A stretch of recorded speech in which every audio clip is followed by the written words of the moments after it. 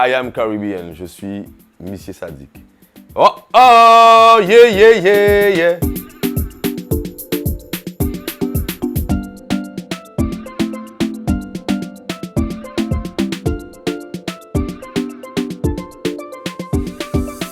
Ben, Sadik, c'est un Guadeloupéen, jeune Guadeloupéen, caribéen, et passionné de musique et amoureux de la vie, tout simplement. La musique, quelque part, pour moi, on en fait tous partie, hein. On est tous quelque part musiciens. Moi, je suis issu d'une famille de musiciens. Le battement du cœur à lui seul, c'est déjà un instrument de musique. Donc, quelque part, la musique fait partie de la vie de tout le monde. On est tous nés musiciens. Lorsqu'on est caribéen, quelque part, on est musicien naturellement. En arrivant au lycée, on écrivait des choses qui n'étaient pas trop glorieuses, quoi. La fête de Saint-François, je crois que c'était en 99.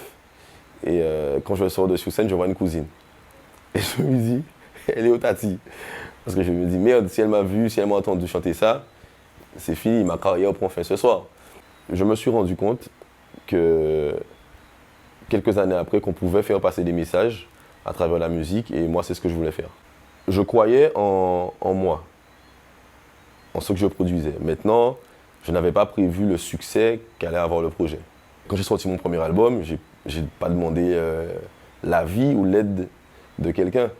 Voilà, j'ai cassé la tirelire, j'ai pris mes économies, j'avais mon matériel qui était le mien, donc j'ai enregistré mes morceaux et j'ai sorti mon album seul, entre guillemets. Bien sûr que j'ai eu de l'aide. J'ai toujours été mal à l'aise avec cette idée qu'il faille choisir une chose qu'on doit faire. Alors quand on est enfant, tu veux être quoi? Alors peut-être le copain il dit pompier, toi tu dis gendarme, etc. Pour moi, j'ai pas jamais eu envie de m'enfermer là-dedans. Je crois que j'ai toujours été un peu très rebelle. En sortant du collège, j'ai commencé à écrire, commencé à chanter. Comme je disais, c'était pas les textes les plus brillants, mais ça a permis de forger un petit peu l'écriture. Donc c'est au moment où il y a un peu tout ce qui est dancehall qui arrive. Il y a aussi Eno-Clan qui est en place. Donc moi j'aime les deux, donc j'essaie de combiner, de mélanger un petit peu les deux styles. C'était toute une culture. Il y avait la danse qui allait avec, alors on dansait aussi. C'est un peu... Ouais. On sait le coup, on voit la vinaigrette, tout jeune tombé malade, c'est drogue et alcool qui remède mon qu'à manger. Le premier succès, on sait le coup, c'est DJ Lord Up et c'est les Brutes qui vont amener le morceau aux radios. Le morceau il avait déjà 2 ans, on a juste refait une version acoustique. Comme je dis, il n'y a pas de calcul à ce moment-là. Et là, il y a un contexte social qui est favorable avec le LKP, qui venait d'avoir lieu, je crois. Et là, toutes les radios se mettent à jouer le morceau en boucle. Et il y avait une chaîne de télé, je crois que c'était La Une, qui avait un classement de hits et tout ça. Donc elle s'est arrêtée, le morceau était premier. Quel vous à Cabo, fais ça libre pour faire pour villa, pas mettre au carreau. Passe de plus en plus de jeunes à l'écart, pas haut. Quand je regarde en arrière, je vois qu'on sait le coup à 11 ans. Voilà, va avoir 12 ans. Je ne suis pas le premier à avoir fait un morceau qui parle au cœur des gens, mais je pense qu'il faudrait le faire davantage. Et quelque part, c'est un risque, parce que c'est pas ce qu'on entend le plus en radio. Et moi, j'étais persuadé que je ne serais pas un artiste qui serait radiodiffusé. Parce que quand on faisait des sound systems, on dénonçait un petit peu les morceaux qui étaient au format radiophonique. Quelque part, ça se passe dans le cœur des gens. Voilà.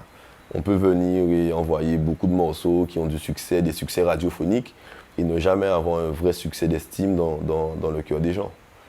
Parce qu'aujourd'hui, tu peux connaître un morceau par cœur, parce qu'on te l'a passé 30 fois dans la journée, parce que ton producteur peut-être a payé les radios ou quoi que ce soit. Tout le monde connaît le morceau, mais tu n'es pas rentré dans les familles, tu n'es pas rentré dans le cœur des gens. Je crois que voilà, il y a une vibration différente à Sainte-Anne, tout simplement. Tout simplement, Sainte-Anne, c'est une ville qui est effectivement ancrée culturellement. Sainte-Anne, je crois que tous les Sainte-Annais sont un peu comme ça, mais quelque part, c'est de la fierté. C'est de la fierté d'être Sainte-Annais, tout simplement, et d'être Guadeloupéen. Et on met en valeur notre quartier, notre commune. C'est la Guadeloupe qui gagne. Mais mes parents, ils sont assez pudiques. Voilà, ils sont très pudiques. Ils vivent avec moi chaque succès discrètement, j'ai envie de dire. Voilà, puisque moi non plus, j'en fais pas des caisses. Je suis content, mais je suis j'intériorise beaucoup en fait tout ça. Et ma famille, ils sont comme ça aussi, quoi. Mais je sais que mes parents sont fiers, bien sûr. Ils partagent ma joie. c'est ma grande fierté aussi, quoi. Les enfants, ce qu'ils ont envie, c'est que leurs parents soient fiers d'eux. Voilà, moi, je suis comme Mbappé, tu vois. Je fais des concerts, je fais des bonnes choses, les parents sont contents. Je suis aussi content que ça. Maman dit docteur dit mamie Alzheimer. On dit maman souple dit docteur y'a c'est raconte des bêtises. Mamie pas malade souple pas. Le refrain, il m'est venu, j'étais en voiture. C'est un refrain qui résonnait dans ma tête. J'ai fait écouter à ma maman. Elle m'a dit, ah ouais, franchement, il faut que tu fasses sortir le morceau et tout ça. Je disais, mais je sais pas, je trouve ça personnel. J'ai pas envie de sortir un morceau comme ça. Et puis je dis que ça va ennuyer les gens, tu vois. Alzheimer, machin. Et en réécoutant le morceau, je me dis, mais au-delà de l'histoire, c'est un beau morceau, musicalement. Alors c'est un morceau qui m'a demandé de la gestion. Ma grand-mère, elle est décédée juste avant que le morceau ne sorte. Voilà, de la maladie d'Alzheimer. Et donc les concerts arrivent juste après, tout ça, et c'est compliqué parce qu'il y a encore le souvenir de mamie qui est là, et il faut chanter le morceau. Mais les premières fois où j'ai dû le chanter en live, devant un public, c'était pas simple. On l'emmène si gay, on l'emmène si tête, nous ensemble. Complotons en bicyclette, nous qu'à démarrer, un coup de sifflette, montrer la misère et souffrance. C'est l'amour qui m'aide, l'amour qui m'aide. Je me disais, il me manque quelque chose sur l'album. Il me manque quelque chose et j'avais reçu la guitare. Et voilà, le refrain est arrivé. Pas la gué, non, pas la gué. J'ai dit, ah ouais. J'ai eu l'occasion de me rendre compte que la musique c'était quelque chose d'important. Et je me suis retrouvé confronté à des choses qui étaient réelles et qui m'ont fait prendre la mesure de l'importance de la musique. Des témoignages que je recevais, des gens qui avaient pu être sauvés entre guillemets par une chanson, des gens qui sortent du coma. Qui n'entendent pas la gué, des gens, larmes, etc. Je me dis, waouh, la musique c'est quand même quelque chose de puissant, quoi. Donc pourquoi pas l'utiliser pour faire des choses positives. Lorsqu'on fait passer des messages pour les gens, même si c'est des messages d'espoir ou quoi que ce soit, c'est des messages qu'on se fait passer à soi-même. Moi, ma musique, je l'utilise autant comme une thérapie. J'ai besoin de ma propre musique pour me soigner. Parce que les artistes, on est des grands malades, hein, pour certains. Moi, le premier. El Diablo est venu en Guadeloupe, il a fait un stade, personne ne le connaissait. Et moi, je ne suis pas sûr de remplir un stade en Guadeloupe. Donc, à partir de là, c'est pas trop grave que je m'appelle Monsieur Sadiq ou quoi que ce soit. Ce qui est important, c'est le contenu, ce sont les chansons, quoi. On peut pas partir vivre en France, même les gens partis en vacances. On pas rêver en créole, on pas arriver rêver en France. Je vois beaucoup de métropolitains qui quittent la France, qui vendent tout ce qu'ils ont, qui mettent les pieds en Guadeloupe sans connaître personne. Parce que c'est magnifique la Guadeloupe. Alors moi qui suis en Guadeloupe, qui vis là où les autres viennent en vacances, là où tout le monde rêve d'habiter, pourquoi je vais partir ailleurs? On a besoin en fait des forces vives. On avait beaucoup de talents en fait qui partaient. Et plus tard, l'expression la fuite des talents, je l'ai entendu, je me suis dit mais oui, mais c'est une réflexion que je me suis déjà faite. C'est important aussi de se détacher des fois des parents, puisque ça explique beaucoup de départs. On a envie d'autonomie, de liberté. Mais j'ai vite compris en fait le piège. Le piège, voilà, trouver un travail, rencontrer une femme, faire un enfant, faire un deuxième enfant, le prix des billets, ne pas vouloir repartir à zéro, retourner chez les parents et tout ça. Encore en 2020, 2021, on dit la même chose, on a besoin des forces vives guadeloupéennes. De plus en plus, le sentiment d'identité est au cœur des débats. Et là, on voit qu'il y a des choses qui sont mises en œuvre pour faire rentrer les Guadeloupéens. Mais on se rend compte aussi qu'il y a des choses qui ont été mises en œuvre pour faire partir les Guadeloupéens. Et ça, c'est vicieux. Voilà, ne partez pas. Si vous pouvez faire vos études ici, si vous voulez vous séparer de vos parents, voilà, il y a la Basse-Terre, il y a la Grande-Terre, changez de ville. Voilà, il y a d'autres endroits, quoi. Il y a la Caraïbe aussi qui demande à être découverte, puisqu'on est très axé sur l'Europe, mais on est aussi caribéen. I am Caribbean. J'ai l'impression qu'on a un problème avec le fait de s'aimer soi-même en tant que ce que nous sommes. On a toujours cette fâcheuse manie de parler de, voilà, on tifosse, on tissons là, on voit tout un peu en petit, on est encore dans des complexes, ce qui est guadeloupéen n'est pas bon, ou c'est pas encore très bon, il faut faire différemment pour que ce soit mieux. Et pour moi, c'était une façon de dire, moi je suis fier d'être guadeloupéen, pourquoi je ne vais pas le dire? Tu vas dans la Caraïbe, justement, les Haïtiens, ils ont leur drapeau. Les Caraïbes, partout dans la Caraïbe, les gens, ils ont leur drapeau. Toi, tu vas faire quoi? Tu vas aller bleu, blanc, rouge? Tu es perdu, en fait. Et c'est quelque part, moi, j'ai envie de dire non, je ne suis pas perdu, je sais qui je suis guadeloupéen. J'ai une culture, j'ai une identité, j'ai des habitudes et une façon de procéder qui est propre à la Guadeloupe. C'est un message qui est plein d'amour, encore une fois, de dire je suis guadeloupéen. Voilà. Si ça peut avoir d'autres répercussions, une autre résonance, positive ou négative, j'en suis pas responsable.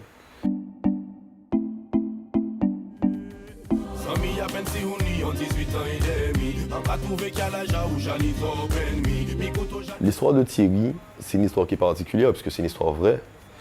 J'ai changé quelques détails, bien sûr, mais Thierry, c'est quelqu'un qui existe et qui écoutait déjà mes premiers morceaux. Les morceaux que peut-être personne ne connaît. Et il me disait, il faut que tu fasses une chanson sur moi. Je lui dis, mais non. Encore une fois, je trouvais ça trop personnel. Je lui dis, mais non. Et du coup, il est venu. Il est venu chez moi, il m'a dit, mets ton micro. Et il s'est enregistré. Pendant 1 heure et demie, il m'a raconté tout ce par quoi il est passé. Et il m'a dit, avec ça, tu dois pouvoir faire une chanson. Au moment où je fais ces morceaux-là aussi, les jeunes sont quelque part pointés du doigt. On a l'impression que tous les maux de la société ont les droits à la jeunesse, etc., la violence et tout. Et c'est pas vrai. C'est pas vrai. Quand tu vois sous la route la violence au volant, ce ne sont pas les jeunes. Et même dans les faits divers, ce ne sont pas toujours des très jeunes, quoi. Moi, je ne suis pas parfait. Je ne veux pas être non plus moralisateur. Parce que moi, je suis celui qui a peut-être le plus de défauts.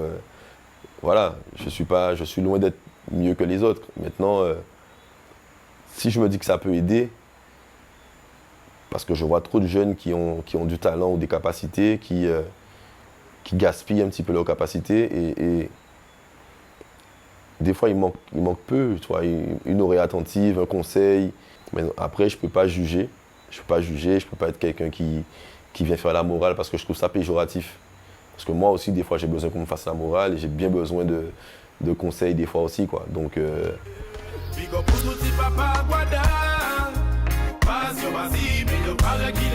c'était un petit peu différent avec nos papas. Pour les câlins, les trucs comme ça, pas pareil. Donc, je me dis non, on mérite de rendre hommage aussi aux petits papas.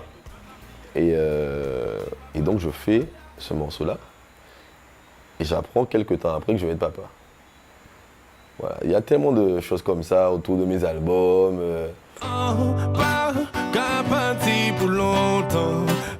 Et là, c'est vraiment un morceau qui est directement adressé à mon fils. Parce que là, les choses on est rentré dans un autre fonctionnement, un autre rythme, où je me déplace beaucoup. Donc c'est pas pareil. J'avais envie de lui faire une petite balade, quoi. Je me suis dit, bon, petit papa, c'était pas pour lui, même s'il est dans le clip. Donc je vais lui faire une petite chanson, une petite balade qu'il pourra écouter quand il sera plus grand et ses copains se moqueront de lui sûrement. Alors en vérité, Chris voulait produire mon premier album.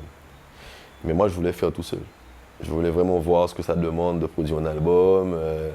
Voilà, je voulais comprendre, quoi. Donc on s'était déjà entendu pour le prochain. Et j'ai compris qu'on ne peut pas tout faire.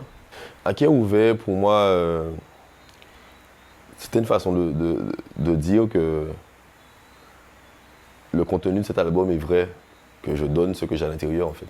On en parlait tout à l'heure, c'est la sincérité, c'est l'authenticité, ce sont les larmes qu'on voit dans les concerts, ce sont des morceaux qui parlent aux Guadeloupéens.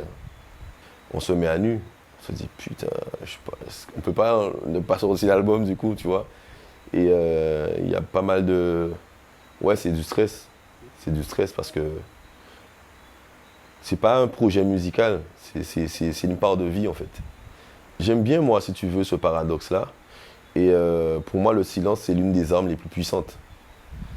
Pour moi, c'est une arme puissante. À un moment, il faut juste se taire, quoi. Et c'est une note de musique aussi. Et pour moi, c'est ce qu'il y a de plus puissant en fait. Les meilleures choses se font au silence. Voilà, on n'a pas besoin de faire beaucoup de tapage.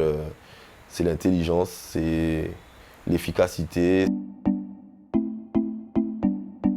Je suis parti à Saint-Martin, travailler sur le texte de Thierry avec des élèves qui sont en difficulté. Donc voilà, ça passe par tout ça, mais ça dépasse quelque part le simple artiste. On devient vraiment un acteur social parce qu'on a une voix qui porte, qui résonne. Dans Populaire, c'est ce que je disais déjà à l'époque, on ne va pas me faire, changer mon fusil d'épaule pour des clics ou des billets ou quoi que ce soit, tu vois. Moi, je suis au combat. Si jamais il y a d'autres publics qui abordent ma musique, ce sera avec mon créole, comme ça l'a été pour Kassav, pour Patrick Saint-Éloi. Ils ont fait le tour du monde avec le créole. Et ça ne sera que bénéfique pour la communauté, pour la Guadeloupe, qui a besoin de ça, de cette reconnaissance. Quand on écoute un morceau comme Crâne d'œuf, sur un quai ouvert, où je dis si on pas vivre des musiques, on peut vivre pour musique. Et les gens ont dit moi changer famille, changer amis, mais on dit non. Donc voilà, ça ne m'intéresse pas les grands rêves de gloire, de machin. La musique, encore aujourd'hui, c'est une passion pour moi. Et c'est ce qui me maintient d'ailleurs. Babanko, l'un des plus récents, ouais, qui n'est pas sorti. Hein. Le clip n'est pas sorti, enfin il n'y a pas de clip pour le moment. Pourquoi nous en Babanko? On y m'a on fait toutes ces now. Ou t'es veillé à demander au pardon, pas sans laisser au dormi tout c'est là. Ouais, sans griffer, en mode au moins, elle s'en pété chez now. Ou chirer moi, mais ouvre rouge, les moyens d'y ou fermer. C'est pas un hit, hein. Tu vois, c'est pas un hit. Hein. Je parle d'un morceau qui n'a pas de clip en fait. Je sais que ça, c'est un morceau qui n'est pas sorti. Et c'est là où tu vois la magie des albums. Il y a quelques punchlines que le grand public, je parle du grand public, je parle des 40, 50, peuvent comprendre. Tu vois. J'ai rencontré un groupe de gens, voilà, la team Monsieur Sadiq, qui depuis bientôt 10 ans me suivent. Ils sont totalement dévoués. Franchement, c'est une expérience humaine qui est extraordinaire. Il n'y a rien de comparable à ça. Je pense que tous les artistes pensent effectivement être différents artistiquement, mais je crois que c'est sûrement vrai pour moi en tout cas.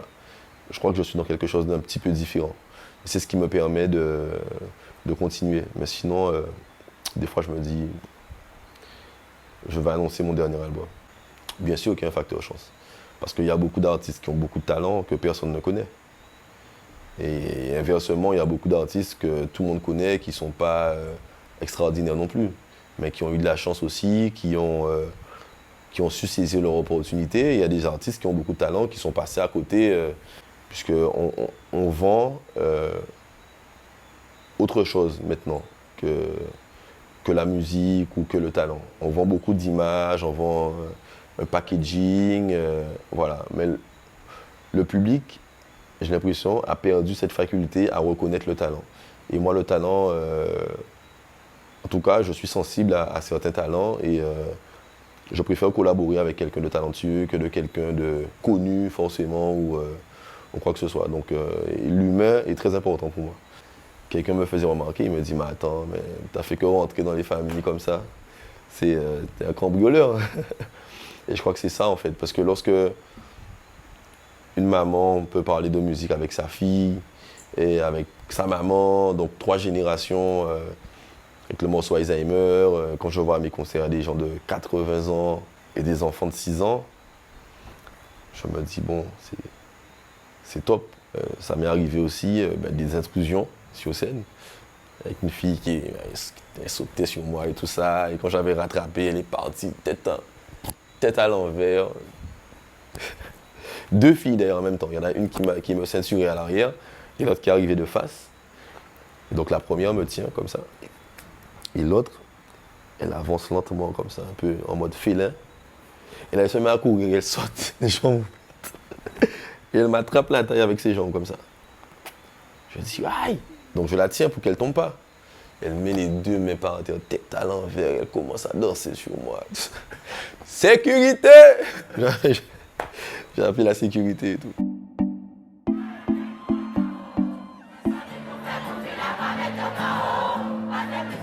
La scène n'a pas été avancée. On ne voyait plus les lignes de signalisation, là, les signalétiques, on ne les voyait plus. Quand je suis monté sur scène, je me suis dit, ok, les agents de sécurité me disent, c'est la première fois qu'on compte autant de personnes au Palais des Sports du Gosier. Les gens qui sont là, il y a Mamie Mango, voilà, que je salue, 84 ans, dans la foule, debout. Enfin, en haut, elle est debout. Pendant tout le concert, elle vient me voir, on me l'amène en loge. Elle me félicite. Doudou à maman, musical, au top, pas changé rien, tu vois. Ça m'est arrivé après certains concerts de craquer pendant 1 minute, sans comprendre en fait ce qui m'arrivait. Et justement, à l'occasion de ce concert-là, mon fils est monté sur scène pendant le morceau Péké tout seul.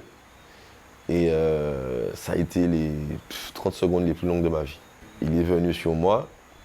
Déjà, lui, il pleurait parce qu'il était impressionné par le bruit que les gens faisaient. Et je le vois pleurer, donc moi, c'est ma faiblesse, en fait, c'est mon fils. J'ai l'impression qu'il il y a des extraterrestres qui vont lui faire du mal, il faut que je le protège, tu vois. J'ai donné au technicien, Maxime, je lui ai donné le drapeau qu'il devait diffuser à certains moments bien précis. Et donc, je monte, j'arrive sur scène, comme ça, donc je lève le poing. Et là, il envoie le drapeau à ce moment-là. C'est l'image qui est restée. Et c'était pas prévu. C'était pas prévu, il envoie à ce moment-là. Moi, je suis là, poing en l'air, tout de blanc vêtu, drapeau Guadeloupe et tout ça. Et donc, il y a beaucoup de gens qui se sont questionnés par rapport à ça. Des indépendantistes aussi. Et on m'a dit, attends, t'es dangereux, toi. Je dis, mais en quoi je suis dangereux? Pourquoi tu as choisi? Qui a choisi la date du concert? Je dis, ben justement, on devait faire le concert à une autre date. Et c'est cette date-là qui était libre. Le gars me dit, mais ça dit que tu te moques de moi? Est-ce que tu sais c'est quoi le 21 octobre? Je dis non. Il me dit, c'est la première révolution guadeloupéenne. Il me dit, donc peut-être que tu vas couillonner d'autres personnes, mais moi, tu ne vas pas me couillonner. Je dis, non, mais je te promets, c'est hasard du calendrier. Il me dit, ok, la deuxième tenue que tu portais, la tenue d'officier, tu ne sais pas que c'est la tenue de Delgrès. Je dis franchement, j'ai vu ça sur un catalogue et tout. J'avais bien aimé le style et tout ça, j'avais fait des recherches et c'est ce qui me plaisait. Il me dit, mais non, ça fait trop. Là, tu te moques de moi. Il me dit, non, mais c'est bien, ne dis pas tes affaires, continue à faire les choses discrètement comme ça. Alors que, franchement, la date, je ne savais pas. Il me dit, ah ouais, les ancêtres verront. Les ancêtres qui ont guidé aux amis. Excusez-moi, girl, please, pas mettez mon pétard. Just viens délivrer mon message spécial con vous-même. On sacré spécimen. Je voulais vraiment faire une espèce d'ode à la femme. Voilà, montrer aussi qu'on peut aborder une femme en créole, mais qui a une certaine politesse, un certain style là-dedans. Et c'est vrai que ça a eu l'effet escompté parce que j'ai eu beaucoup de messages. Ah ouais, moi j'ai essayé ton truc là, j'ai été dragué comme ça. Il y a des gens qui me disent, voilà, une chanson qui met en valeur le créole, qui met en valeur la femme, etc. Tu vois. Ce que je dis, même quand on parle de femme, il y a différentes façons de le faire. Il n'y a pas une façon de parler de femme, il n'y a pas une façon de parler d'amour. Le morceau Péké tout seul, pour moi, c'est une façon différente de dire je t'aime aussi. C'est une histoire d'amour aussi. Mais c'est différent. Bab encore, c'est une autre façon d'aborder la femme. C'est moins direct. C'est un peu Roméo et Juliette des temps modernes, tu vois, de rue. Parce que c'est bien moi qui fais tout vous. Fokli m'a dit un jour, il dit, mais c'est mal qu'il faut qu'on ait un business à Benzo. Il m'a dit, on peut raconter l'histoire, on toujours raconter l'histoire, il faut qu'on ait un business à Benzo. C'était vraiment complet, la mélodie m'entraînait déjà. Ça aussi c'est important, le travail des compositeurs est très très important. Le compositeur il fait 50% voire plus du travail souvent. C'est un exercice qui demande beaucoup lorsqu'on fait des rimes. Des fois je fais rimer peut-être 3-4 syllabes. Mais il y a très peu de personnes qui font attention à ça. Des belles rimes, des belles métaphores, je faisais des rimes multisyllabiques et tout ça. Faire des liens sur un album d'un morceau à un autre. Mais je me dis peut-être que dans 20 ans, dans 30 ans, dans 50 ans, quand on écoutera les chansons, on va se rendre compte de... Voilà, c'est comme ça qu'on faisait, c'est comme ça qu'il faisait, M. Sadiq et tout ça. Ce refrain-là, c'est un morceau un peu d'église qui me l'a inspiré. C'est vrai. Et j'ai pensé à ça. Voilà, un peu dans le style de Palagué. Je lui ai dit, bon Titi, voilà, j'aurais aimé que tu participes sur un morceau avec moi pour mon album et tout ça. Je lui ai envoyé et il m'a renvoyé dans la journée même. C'est Admiralty qu'on a connu, quoi. C'était le repère, la base. Ah mon gars, change rien du tout. Change rien du tout. Ah ouais, je crois qu'il faut vivre les choses et se laisser guider, quoi. Tout est écrit d'avance. Et je ne m'imaginais pas du tout collaborer avec Admiralty. Admiralty, pour nous, c'était loin, intouchable. Il faut que je fasse de la musique pour moi, je vais continuer à faire de la musique pour moi, parce que j'ai besoin de ça. Je te dis, je me soigne comme ça.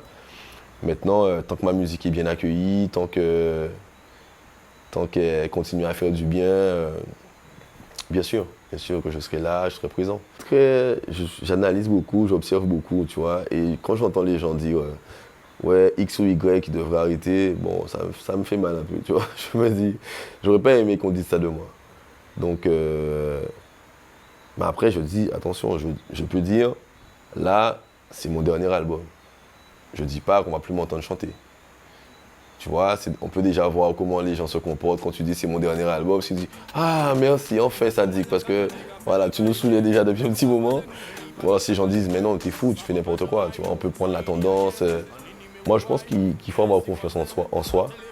Maintenant, on dira peut-être que c'est facile pour moi de dire ça aujourd'hui, mais c'est ce qui m'a réussi. Il faut avoir des rêves, il faut avoir de l'ambition et il faut s'accrocher à ses rêves. Voilà. Et il n'y a pas de rêve qui soit trop grand, d'ambition qui soit trop grande. Je serai là, au service. Merci à I Am Caribbean. En cas, tout va tellement épatant.